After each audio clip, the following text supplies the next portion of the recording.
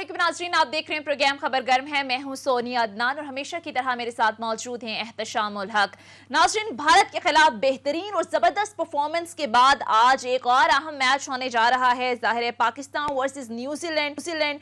जी हाँ, न्यूजीलैंड वही टीम जो कि पाकिस्तान में मौजूद थी और अचानक सिक्योरिटी की कुछ बहाने बनाकर पाकिस्तान से भाग गई थी। भारत से तो हिसाब चुकता कर लिया पाकिस्तान ने। अब देखना यह है कि न्यूजीलैंड के साथ आज क्या होने जा रहा है, क्या जीत का ये तसलसल बरकरार रहेगा, क्योंकि हमने देखा कि भारत के खिलाफ जो मैच था जबरदस्त परफॉर्मेंस थी, चाहे फील्डिंग हो, चाहे बैटिंग हो, चाहे बॉलिंग हो, हर फील्ड के अंदर हमारे जो प्लेयर्स थे उन्होंने बेहतरीन परफॉर्म किया। लेकिन आज क्या होने जा रहा है, सबकी नजरें इस पर हैं। पाकिस्तान ने भारत को जो शिकस्त फाश दी उसको लेकर जाहिर है पूरी कौम जश्न मना रही थी और आज भी यही सूरत हाल होगी। देखना यह है कि क्या होने जा रहा है मैच को लेकर, इस पर प्रोग्राम के आगाज में बात करेंगे नाज़रीन। इसके साथ साथ अगर मुल्की मामलात पर आए, मुल्की सियासत पर आए, तो वहाँ भी सूरत हाल कुछ अच्छी नहीं है। खासकर नाज़रीन अगर मैशत के हवाले से बात करें, खासकर IMF के साथ मुज़ाकरात अभी तक किसी नतीजे पर नहीं पहुंचे। इत्तलात यही हैं कि हुकूमत ने टैक्स बढ़ाने से लेकर कीमतों में इजाफे तक तमाम ही शराइत मान ली हैं, लेकिन IMF फौरी तौर पर अमल दरामद चाहता है, इसलिए अभी तक जो मामलात हैं वो सेटल नहीं हो रहे। अभी तक जो है वो डेडलॉक इस मामले में बरकरार है। अब क्या होने जा रहा है, क्योंकि ऑलरेडी महंगाई जो है वो बहुत बढ़ चुकी है। इदारे शुमारियात की रिपोर्ट देखें तो उसमें बताया गया है कि महंगाई दुगनी हो चुकी है। अवाम ऑलरेडी महंगाई की चक्की में पिस रही है। अभी अगर फौरी तौर पर हुकूमत अमल दरामद करती है तो फिर सूरत हाल क्या होगी, अवाम का रिएक्शन क्या होगा, इन मामलात पर भी बात करेंगे। इसके साथ साथ नाजरीन बलोचिस्तान की सियासत में भी काफ़ी कुछ हो रहा है। तमाम तर मामलात पर आज शो में बात करेंगे और बात करने के लिए प्रोग्राम में हमें ज्वाइन करेंगे सीनियर अदर काज़मी साहब। बहुत बहुत शुक्रिया अदर काज़मी साहब आपके वक्त का। लेकिन एहतशाम साहब, सबसे पहले आपसे आगाज़ करते हैं। एहतशाम साहब, पाकिस्तान वर्सेस न्यूजीलैंड, भारत के खिलाफ जो मैच था जाहिर है बेहतरीन परफॉर्मेंस थी। आपको लगता है कि आज भी ये तसलसल ऐसे ही बरकरार रहेगा? सोनिया देखो, शौक की बात किया और क्रिकेट की क्या बात है, बच्चे से लेके बूढ़े और जवान सब लोग जो है ना वो जिस तरीके कहते हैं ना ग्लूड होके बैठे हुए थे टीवी के आगे। अच्छी बात यह है कि पाकिस्तानियों को एक बड़े अरसे से हम देख लें इम्तहान से गुजर रहे हैं। मसाइल मुश्किलात अपनी जगह हैं, प्रेशर्स अपनी जगह हैं, बाहर के ममालिक की अपनी शराइत और अपनी जिसको कहने हैं असासियाँ। इसके बावजूद हमने देखा कि थोड़ी देर के लिए जो खुशी मिली बहुत शानदार मिली। इंडियन चैनल्स को आप देखें, उनको रोता हुआ देखें तो मैंने तो उसको एंजॉय किया जिस तरह वो अपनी टीम को धुलाई कर रहे थे। ठीक है, ये आपने एक बात की थी कि क्या इसको अपनी फ़तह को कामयाब रख सकते हैं। मेरा ख्याल है यही एक सोनिया वर्ड है कि जिसको कहते हैं consistency is the bird word, बस वर्ड, कि आप बाकी मैचों में भी ऐसे ही रहते हैं। हमेशा पाकिस्तान की टीम को हमेशा अनप्रडिक्टेबल कहते हैं, कुछ पता नहीं आज इतना अच्छा खेली कल क्या। लेकिन कुछ अरसे से हम देख रहे हैं कि टीम का जो जिस तरीके से हर शोबे में अब बाज़ार लगता है कि किसी सिफारिश के बगैर लोगों को रखा गया है, तो होपफुली इंशाल्लाह परफॉर्म करेंगे। अभी आपने न्यूजीलैंड की बात की, आप इंग्लैंड की भी बात करें, जो वो आए वो भी नहीं आए थे। अच्छी बात है कि वहाँ पे भी बड़ी शर्मिंदगी हुई, क्रिकेट बोर्ड के चेयरमैन को रिज़ाइन करना पड़ा। पुराने जो क्रिकेटर हैं वो सारों ने धुलाई की अपनी टीम की। इसी तरह से न्यूजीलैंड में हुआ और उनके पास कोई बहाना नहीं था। अच्छी बात है, अल्लाह करे इस हवाले से और हमें कामयाबी देखने को मिले। अदर काज़मी साहब, बहुत सारे मसाइल हैं पाकिस्तान के अंदर, महंगाई से हर शख्स परेशान है, दीगर बहुत सारे मसाइल हैं, लेकिन जिस अंदाज में भारत को पाकिस्तान ने शिकस्त दी, हमने देखा कि पूरी कौम जो है वो एक पेज पर थी और बड़े भरपूर अंदाज में जश्न मना रही थी, खुशियां मना रही थी। आज भी कुछ सूरत हाल ऐसी है, क्योंकि न्यूजीलैंड वो टीम है जो पाकिस्तान आई और दौरा मुलतवी करके अचानक कुछ बहाने बनाकर पाकिस्तान से भाग गई थी। आपको लगता है कि भारत से तो बदला ले लिया, आज हिसाब बराबर करने का वक्त आ गया कि वैसे क्या देख रहे हैं आप सिनेरियो? देखिए, जहां तक भारत का मैच है, उस मैच से पहले भी और हमेशा से पाकिस्तान की एक आदत रही है कि हम लोगों ने कभी कोई बड़े ना दावे किए हैं ना कोई बड़ी बातें की हैं। तो हमेशा यही होता है कि अपनी तरफ से कोशिश की जाएगी, फिर जो नसीब में हुआ वो मिल जाएगा। भारत की जानिब से उनका जो रवैया था, उनके मीडिया का रवैया कि जी इनके साथ तो खेले ही नहीं, हमें वॉक ओवर मिल जाएगा, हमें ये हो जाएगा, इनको खेलना नहीं आता, इनका देश ऐसा है वैसा है। फिर वहां पे जो उनको हजीमत उठानी पड़ी, और हजीमत भी ऐसी कि पूरी टीम में से वो एक खिलाड़ी भी पाकिस्तान का आउट नहीं कर सके। तो जहां पे पाकिस्तान में लोगों ने खुशियां मनाई, इस सारी सूरत हाल में हमें अपने कश्मीरी भाइयों को नहीं भूलना चाहिए और बहनों को, जिन्होंने मकबूजा कश्मीर के अंदर भी खुशियां मनाई और उसके ऊपर उनको और ज्यादा तकलीफ हुई। और 3 दिन तो उनका मीडिया 3 दिन से उसी के ऊपर अब चीख रहा है कि कश्मीरियों ने क्यों खुशियां मना दी। और उसके अलावा पूरी टीम में उनको सिर्फ एक मोहम्मद शामी मिले इसलिए कि वो मुसलमान है, उनको टारगेट किया जा रहा है।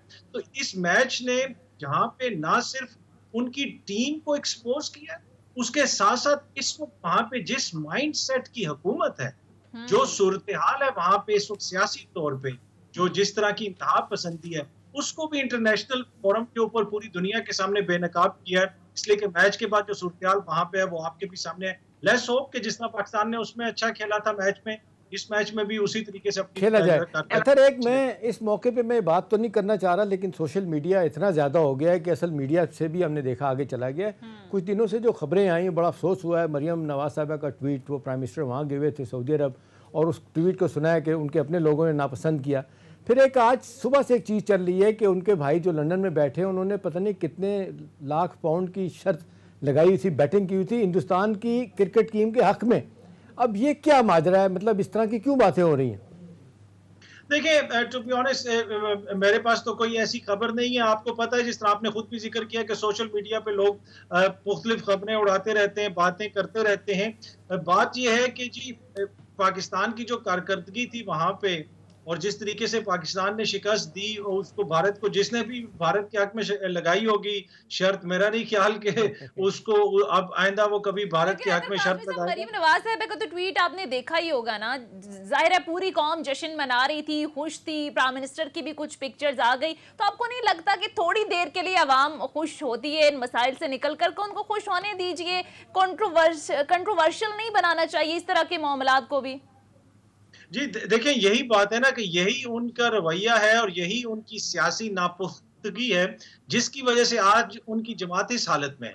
उनको पता ही नहीं है कि सियासत किस जगह पे करनी और किस जगह पे नहीं करनी। उनके अपने लोगों ने उनको तनकीद का निशाना बनाया कि बीबी यहाँ पे सियासत नहीं होती, यहाँ पे कौम को खुशी हुई है, अब इसमें पाकिस्तान की जीत हुई है। इमरान खान की कोई घर की टीम तो है नहीं है कि उन्होंने अपनी टीम भेजी भी थी, ये पाकिस्तान की टीम थी, ये लड़के पाकिस्तान को रिप्रेजेंट कर रहे थे। तो लिहाजा आपने जो किया उसके ऊपर फिर लोगों ने, आपने देखा कि तनकीद भी की, लेकिन यही वो वजह है, और ये एक तरह से इमरान खान की ब्लेसिंग है कि इतनी नाअहल ऑपोजिशन उनको मिली भी है कि जिनको ये भी नहीं पता कि किस मौके पे क्या बात करनी है, और हमेशा ऐसी बात करके वो अपना ही नुकसान करवाते।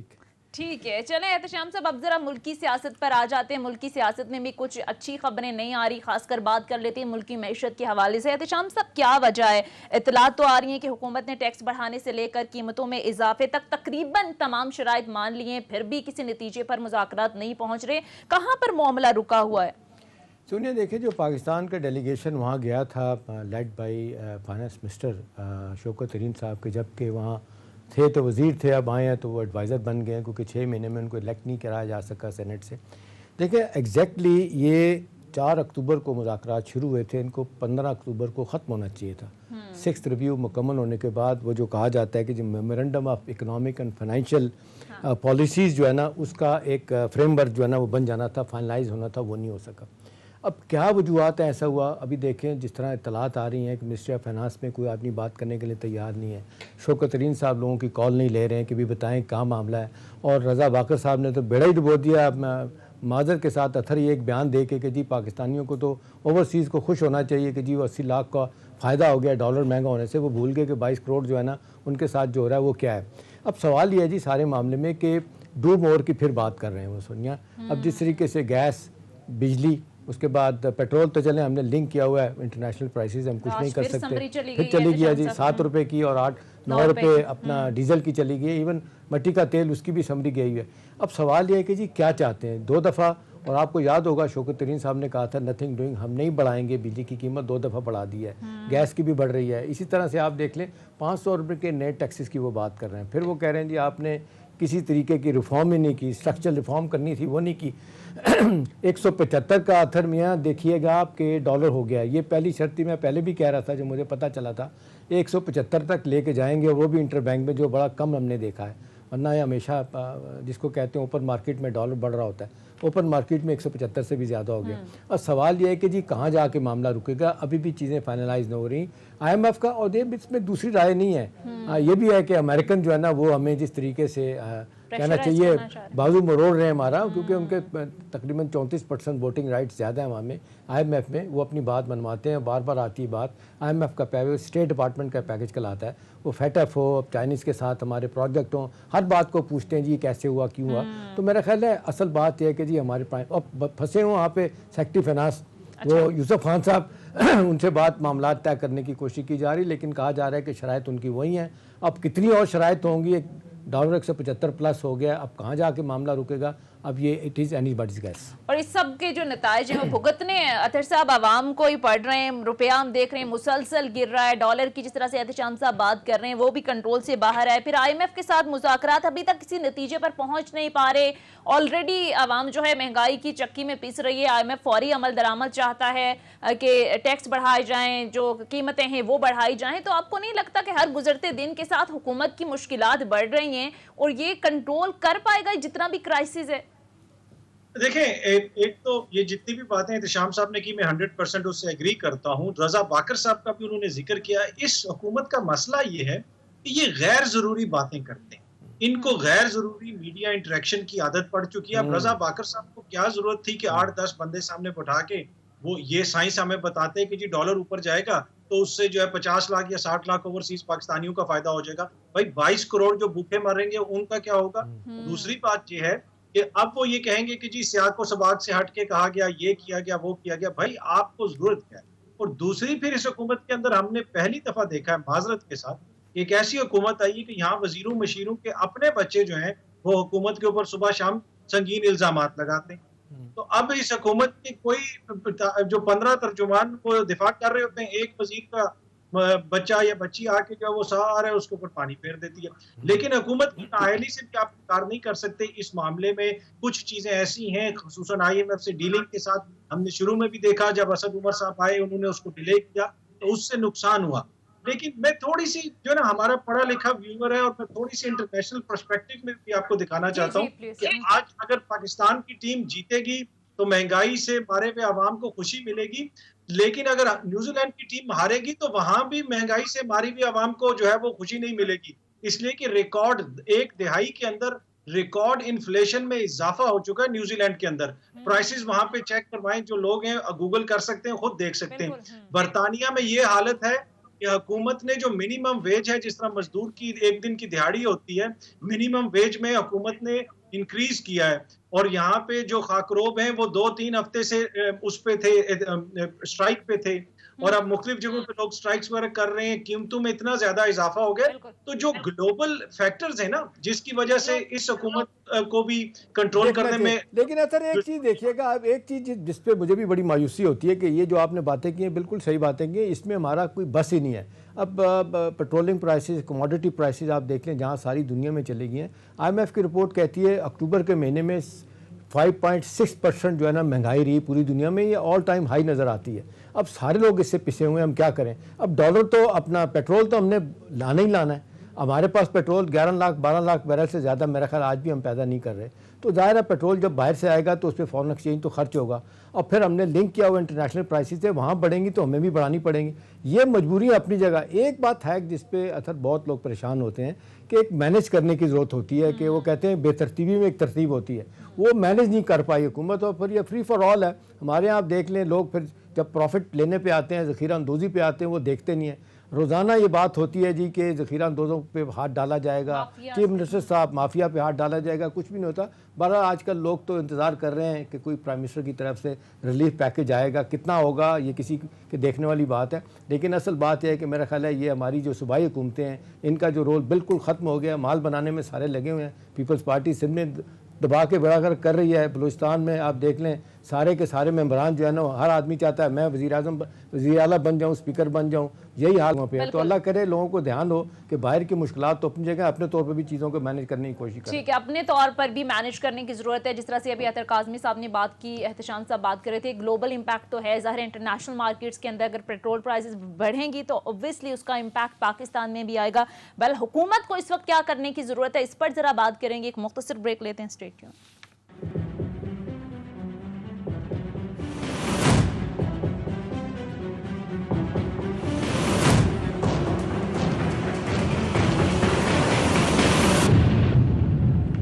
ब्रेक के बाद खुश आमदीद। अतर काज़मी साहब, ब्रेक पर जाने से पहले जिस तरह से बात हो रही थी कि ज़ाहिर जो इन्फ्लेशन का मामला है, एक तो ग्लोबल इम्पैक्ट है, दूसरा हुकूमत की अपनी भी बहुत सारी कोताहियाँ हैं, इंतज़ामी मामलात हैं, फिर IMF के पास लेट जाना ये भी एक फैक्टर है।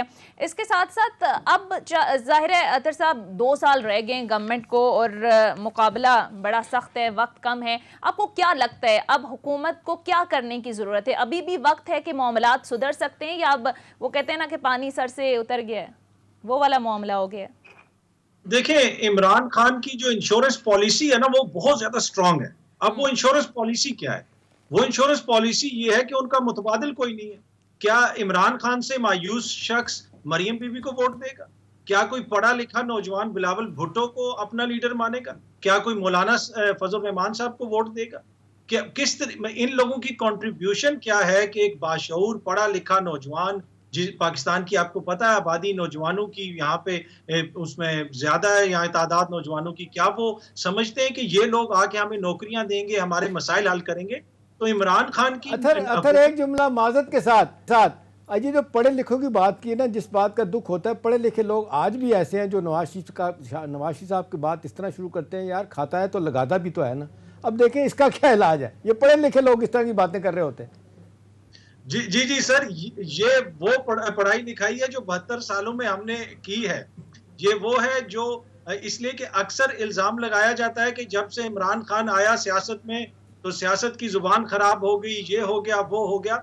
पीछे आप देख लें क्या कुछ होता रहा, आप तो मुझसे ज्यादा जानते हैं और आपको पता है कि 80s में 90s में किस किस्म के नारे लगते थे, कौमी असेंबली में क्या होता था। लेकिन ये वो चीज है कि जो गुज़िश्ता 70 साल से इस मुल्क के अंदर है, ये एक पूरी नस्ल तैयार हुई। हमारे भी घरों में दूसरे जमातों को वोट डाले जाते थे कि कोई किस जमात को वोट डालता था, और हम भी बचपन में भी इस तरह की बातें भी सुनते रहे।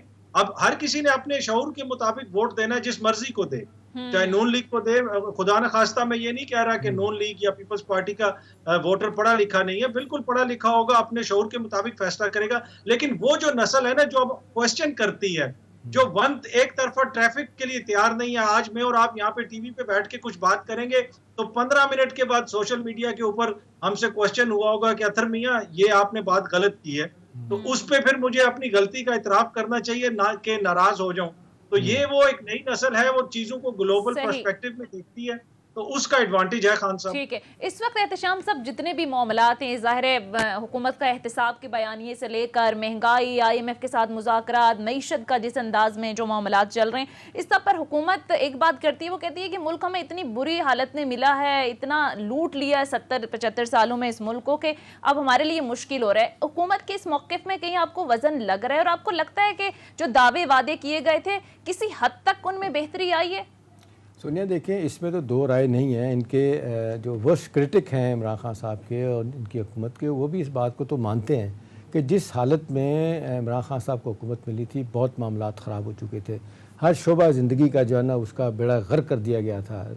आप रेवेन्यू को देख लें, स्टॉक मार्केट को देख लें, फिर आपने फॉरेन एक्सचेंज रिजर्व देख लें, इंपोर्ट एक्सपोर्ट देख लें, वो सियासत की नज़र हो गई थी सारी चीज़ें। इसी तरह से आप देख लें 2013 से जो आपने देखा, 2000 आगे हुकूमत पीपल्स पार्टी की रही, वहाँ पे भी आपने देखा ऐसे ही मामला रहा।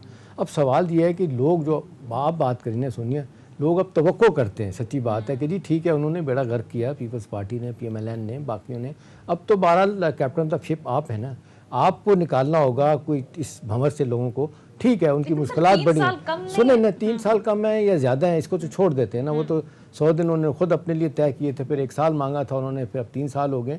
वो मानते भी हैं, 2-1 ओकेजन पे उन्होंने कहा भी है कि क्रिकेट खेलना और बात है, हुकूमत चलाना और है। और ये भी उन्होंने कंसीड किया बात कि जो मुझे अंदाज़ा नहीं था कि चीज़ें इतनी ख़राब हो गई।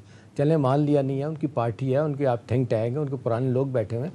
अब ज़्यादा इस बात की फ़िक्र है कि आगे से चीज़ें ज़्यादा ख़राब नहीं होनी चाहिए। सुनिए जिस मुकाम पे खड़े हैं इसको यहाँ रोकने की ज़रूरत है, इस रफ्तार को। अब महंगाई के मामले में भी आप देख लें, आम आदमी की बात, आम आदमी को कोई रोज़ हम कहते हैं कोई दिलचस्पी नहीं कि जी आपने रेवेन्यू कैसे बढ़ाने हैं और फॉरेन एक्सचेंज क्या होता है और इंपोर्ट एक्सपोर्ट क्या होती है बात। वो तो ये कहता है कि जी मेरा घर का खर्च, मेरे मामलात मेरे मुश्किल तरीन होते चले जा रहे हैं। अब इसको देखने के लिए हुकूमत को कहते हैं आउट ऑफ द बॉक्स को थिंकिंग लानी चाहिए थी। एक सुने देखें, ज़्यादा मैं एक अगर मैं हुकूमत से तवक्को करता हूँ अतर भाई, तो दूसरी तरफ मुझे अपने लोगों से भी दुख है। आज देखने ये लबैक तहरीक वाले चले गए हैं, और आप देख लें आज फैज़ाबाद में दावा किया हुआ इन्होंने, ट्रेडर्स कम्युनिटी ने, ताजर वहाँ इकट्ठे हो रहे हैं। अब देख लें वो काम कर रहे हैं, दुनिया का कोई आदमी मानने के लिए तैयार नहीं। यानी वो 50,000 की ID कार्ड की शर्त जो है ना, वो आपने और मैंने देनी है, उस पर भी मानने के लिए तैयार नहीं। अब वो सुना है कि कोई चिप लगाना चाहते हैं दुकान में कि जी आपकी सेल कितनी है, क्या हुआ। तो आपको क्या मसला है, दयानतदारी का कोई तकाजा तो होता है ना। आप जिस तरीके से आप कमाई करते हैं उस तरीके से कुछ थोड़ा सा टैक्स भी देना। इस हवाले से मैं देखता हूँ सोनिया की हुकूमत भी बेबस है, जो भी आएगा बेबस है, इसका किसी के पास इलाज नहीं है। मनासुल कौम हम एक दूसरे को धोखा दे के खुश हो रहे हैं, एक दूसरे को तकलीफ दे के खुश हो रहे हैं, और ये बिज़नेस कम्युनिटी इतना अल्लाह इनको देता है, इसके बावजूद टैक्स देने के लिए तैयार नहीं। हाँ, उनकी बात में वज़न इस तरह है कि हमारी जो टैक्स कलेक्टिंग अथॉरिटी है, FBR की बड़ी मुश्किलात हैं, वो बहुत लोगों को तंग भी करते हैं। बड़े अच्छे लोग टैक्स देने वाले भी बैठे हैं, हर सतह पे बैठे हैं, उनको तंग किया जाता है। अब यह है कि एक तरफ तो वहाँ पे जिसको सही मानों में कहते हैं कि रिफॉर्म लाई जाए, मेरा तो एक ही नुक्ता नज़र है, सारे मसाइल का हल है कि एक ब्रॉड बेस्ड हमारा इसको किया जाए, जो नैरो बेस्ड हमारा टैक्स का एक सिलसिला है। इसको जब तक आप नहीं बढ़ाएंगे, आप हर तरफ से मुश्किलात होंगी, हर तरफ से आप जिसको कहना चाहिए शराइत कड़ी से कड़ी होंगी। अभी आप देख लें, थोड़ी सी कोशिश करके इन्होंने रेवेन्यू को बढ़ाने की कोशिश की है, लेकिन फिर आप देख लें अब तकरीबन 5.7% तक रेवेन्यू लेके जाना इस साल बड़ी हद तक कामयाबी भी हुई है। लेकिन टैक्स पेयर, टैक्स देने वाले छोटे बड़े दरमियाने दर्जे के हर जगह रोड़े अटका रहे हैं। अब अगर टैक्स नहीं देंगे, एक तरफ तो आप कहते हैं जी जानो माल की हमारी सिक्योरिटी नहीं, भाई आप पैसे देंगे पुलिस का निज़ाम बेहतर होगा, पैसा खर्च करने के लिए बात नहीं है, जगह जगह के ऊपर पैसे की ज़रूरत है। बाहर से शराइत जो है आप देख लें कितनी मुश्किलात हैं। 45,000 रुपये का आपका कर्जा हो चुका है, आपकी GDP और कर्जे ऑलमोस्ट बराबर चुके हैं। इसमें अब तो out of the box thinking यही है कि जहाँ हुकूमत से हम तवक्कुआत करते हैं, हम खुद भी तो ठीक होने की कोशिश करें ना। हमारा ताजर तबका जो इस्तात रखता है टैक्स देने का, दयानतदारी से को टैक्स देना चाहिए ताकि मुल्क चले। और वज़ीर दाखिला से मुज़ाकरात से भी इनकार कर दिया। एहतशाम से फैज़ाबाद एहतजाज की बात कर रहे थे, मुज़ाकरात की कोशिश की गई लेकिन उन्होंने इनकार कर दिया। अतर काज़मी साहब, अब जाहिर है इस महंगाई को लेकर अपोजिशन भी सड़कों पर है। 29 तारीख को पीपल्स पार्टी ने भी ऐलान कर दिया है एहतजाज का। तो सर मेरा सवाल आपसे ये है कि अब इस वक्त जो मामलात चल रहे हैं, अगर बिलफर्ज जिस तरह से अपोजिशन बात करती है कि हम हुकूमत को चलने नहीं देंगे, घर भेज देंगे, अगर कोई दूसरी गवर्नमेंट भी आ जाती है तो क्या मुख्तलिफ होगा सर? IMF की तो वही कड़ी शराइत होंगी, इंटरनेशनल प्राइसेस अगर बढ़ेंगी तो पाकिस्तान में भी महंगाई बढ़ेगी, फिर यही माफियाज हैं, इसी सारे प्रोसेस से गुजरना पड़ेगा। खुद शायद खाकान अब्बासी साहब एतराफ़ कर चुके हैं कि पेट्रोल के ऊपर जो टैक्स वसूल कर रही है गवर्नमेंट, कम वसूल कर रही है, तो इससे मुल्क का नुकसान होगा। तो सर क्या मुख्तलिफ हो जाएगा?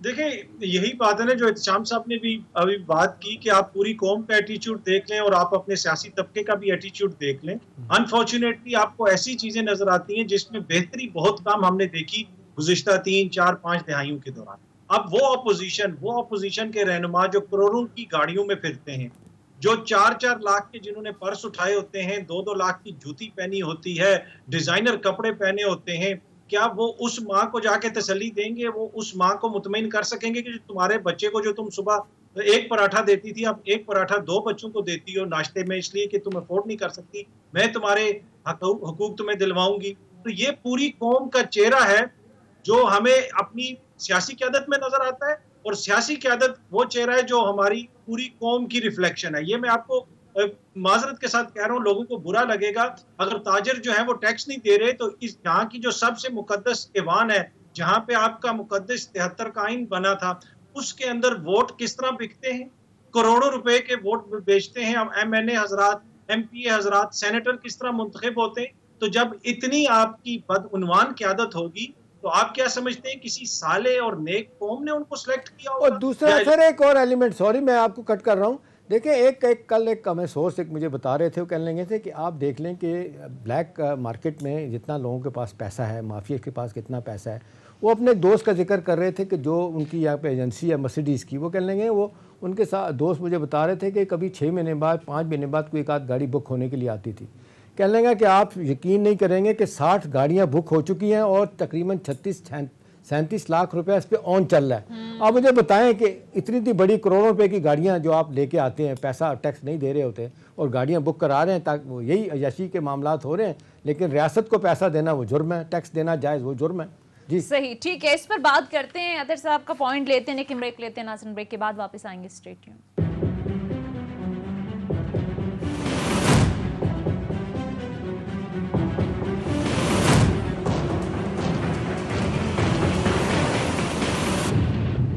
ब्रेक के बाद खुशामदीद नाज़रीन, अब जरा बात कर लेते हैं बलूचिस्तान की सियासत से मुतालिक। जाम कमाल साहब तो ज़ाहिर है मुस्ताफ़ी हो गए हैं, लेकिन अब सियासी जोड़ तोड़ शुरू हो गया है कि नया वज़ीर आला कौन होगा। एहतशाम सब क्या लग रहा है आपको, क्या सूरत हाल बनती देख रहे हैं बलूचिस्तान के अंदर? दो तीन चीज़ें सोनिया बड़ी अहम है। पहली तो बात है कि जाम कमाल साहब आज कितने दिनों से आप कह रहे थे जी नथिंग डूइंग कॉमवर्ट में मैं रिज़ाइन नहीं करूँगा। 24 घंटे पहले भी कह रहे थे मैं रिज़ाइन नहीं करूँगा, उन्होंने रिज़ाइन किया।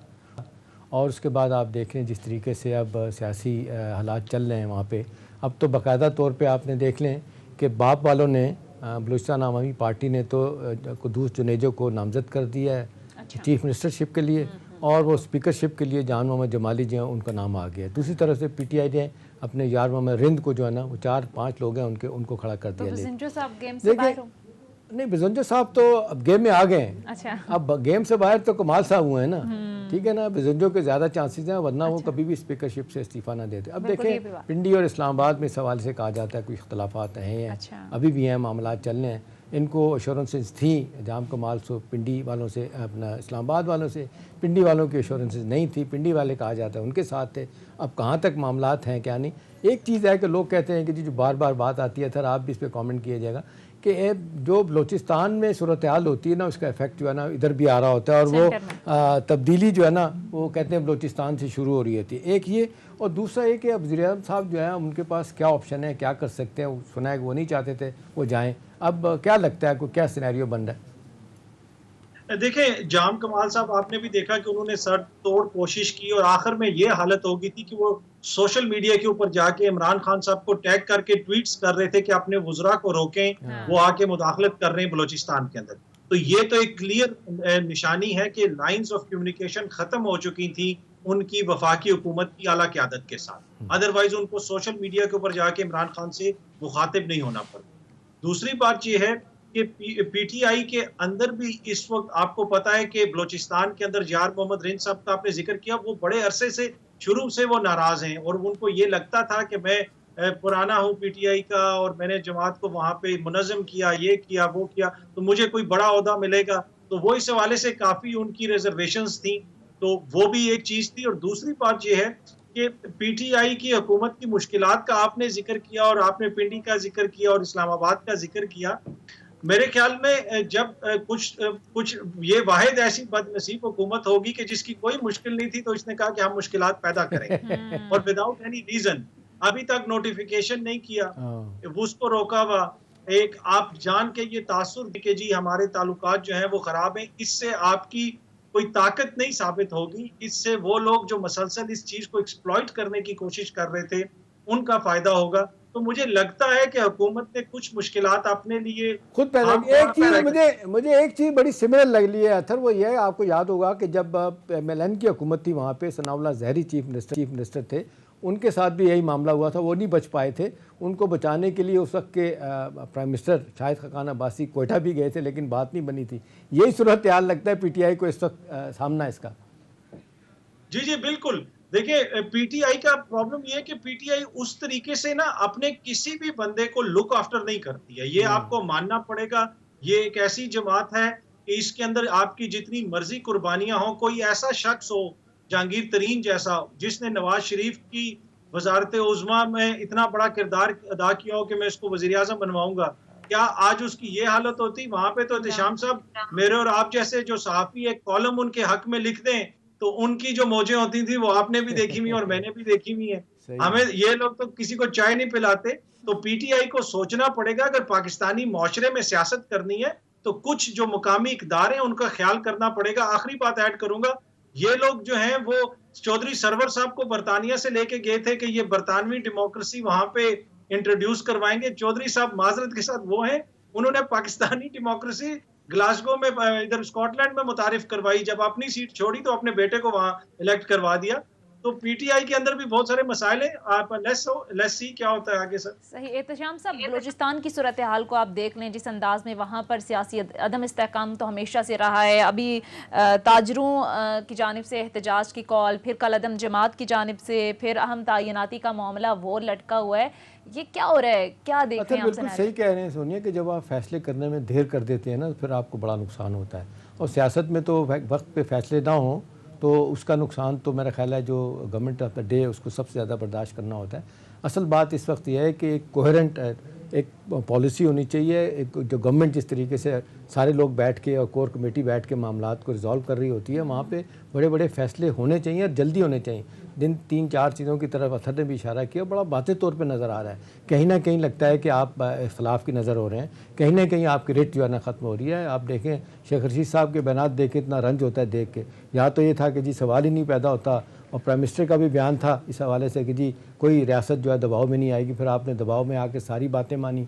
आज उनके मुंजमद असासे भी ख़त्म किए जा रहे हैं, और ख़बर ये थी कि उन्होंने कहा जी जो वादे मैंने किए मैं उनका रखवाला हूँ जो लबैक वालों से किए गए। भाई आपने इतनी ज़्यादा क्यों मामले को ख़राब कर दिया कि अब आपको जाकर फिर रेट तो चली गई ना, रियासत की अपनी बातें तो मनवा रहे हैं सारी की सारे। अब मामला है कि जी ये फ्रांसीसी सफ़ीर को निकालना या पार्लियामेंट में लेके जाएंगे। फिर डे 1 से ये मामला होना ही नहीं चाहिए था। आप इस तरह की बातें माने ना। रियासत का एक तस्वर जो है हमने बिल्कुल उजाड़ के रख दिया था यहाँ पे। आप देख लें, छोटे से छोटा बच्चा ले गए, सियासी जमात देख लें, हर शोबे का आदमी जो है ना वो बिल्कुल लिफ्ट नहीं कराता इस बात को कि जी रियासत की कोई रिट भी होती है। वो आए दिन जिस तरीके से चैलेंज होती है, गवर्नमेंट कंप्रोमाइज़ करती है, उससे तो लगता है कि जी भी ठीक है, फ्री फॉर ऑल है। आज आके ताजर बैठ गए फैज़ाबाद में अपनी बात मनवाएंगे, शेख रशीद से बात करने से इनकार कर दिया। इसी तरह फिर आप देखें सॉरी करके जाके उनकी बात मानेंगे।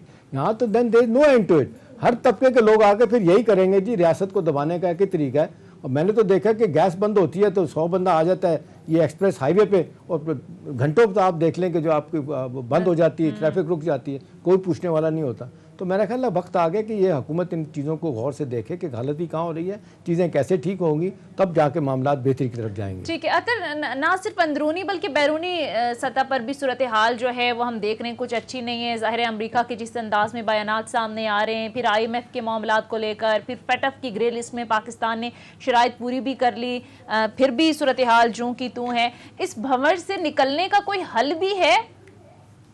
देखिए, अगर मैं भंवर में फंसा हूं तो उससे निकलने में सबसे ज्यादा जो है कोशिश मुझे करनी चाहिए। अब अगर हुकूमत भंवर में है तो हुकूमत की जिम्मेदारी बनती है कि आप अपने कार्ड्स बड़े अच्छे तरीके से खेलें। अभी पिछले दिनों खबर गर्म थी कि पिंडी में कोई मुलाकात हुई, जहांगीर तरीन साहब जो हैं वो भी लंदन आए हुए थे। तो जहांगीर, मैं ये आपके प्रोग्राम का नाम भी खबर गर्म है, मैं भी आपको खबर दे दूं, मेरी जहांगीर तरीन साहब से खुद बात हुई है। अच्छा। और उनको बहुत सारे हलकों की जानिब से राब्ते किए जा रहे हैं, लेकिन उन्होंने बिल्कुल इनकार कर दिया। और ये बिल्कुल उनकी जाती नौयत का ट्रिप था, उन्होंने अपने मौलिद से मिलना था, लेकिन उनके साथ राब्ते पाकिस्तान में भी हुए और दीगर जगहों पे भी हुए। तो हुकूमत को खुद सोचना चाहिए कि अगले इलेक्शंस भी आने हैं, वो लोग जो खाली बूट उठा के किसी प्रोग्राम में आ जाए, उनके लिए उनको तो 4 वोट नहीं पड़ने। वोट आपको ग्राउंड के ऊपर उस बंदे ने दिलवाने हैं जो वर्कर आपका है, आम बंदा है। तो हुकूमत भवन से निकलने के लिए मुझे लगता है उतनी कोशिशें कर नहीं रही है जितनी उनको करनी। एहतशाम साहब, ये जहांगीर तरीन साहब का जो मामला है, गवर्नमेंट कहती है हम कॉम्प्रोमाइज नहीं करते, बहुत सारे इशूज पर तो कॉम्प्रोमाइज किए हैं, जैसे इत्तेहादियों के मामलात हों। जहांगीर तरीन तो मैं इतना बता दूं, मेरा कोई जाती तौर पे ठीक है, एक बड़ी दोस्ती एक ज़माने में थी जब मुशर्रफ की हुकूमत में वो मिनिस्टर ऑफ प्रोडक्शन और इंडस्ट्री थे। सवाल यह है कि आपके पास एक ही सियासी तौर पर तकड़ा आदमी था, गलतियाँ सब ने की हैं, कमज़ोरियाँ सब में भी, आपने उसको ज़ाया कर दिया। फिर बातें हो रही थी उनको वापस लाने की, फिर वहाँ पे मामला रुक गया। पंजाब 13 करोड़ का सूबा है, वहाँ पे कोई आदमी आपके पास सियासी तौर पे नहीं है जो अपने साथ लोगों को ला सके, इलेक्टेबल को साथ रख सके, अपने पॉलिटिकल ओपोनेंट्स को उनकी जगह पर रख सके।